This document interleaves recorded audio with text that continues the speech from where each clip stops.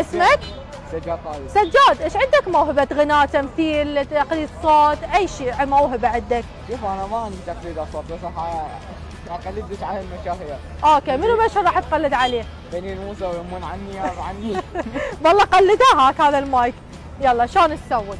يعني تجي لك تتمشى شافت تعال من الكاميرا ايه تجي لك كم واحد عني يا عني مضغوطين وزي عني من مضغوطين. تعال هنا. يعني ما تقول لنا مضغوطين، على شنو مضغوطين؟ يعني انت ضايج من هاي الكلمة؟ امي ضايجة اشياء جات تفشلنا اصلا بالفن العراقي. يعني برايك هي طلعت بمحتوى فشلتك؟ صحيح، طلعت بمحتوى فشلت اصلا اسم العراق.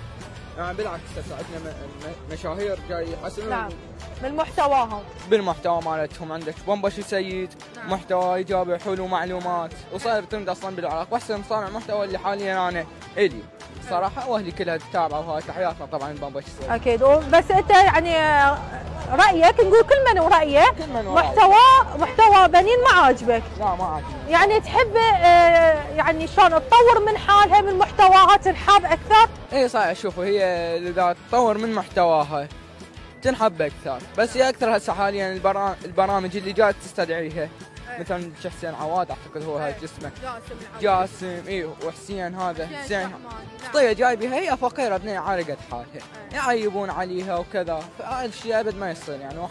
صحيح مهما تكون هي انسانه وعندها مشاعر وعندها قلب. اكيد شكرا لك ورايك، بس حلو قلدت.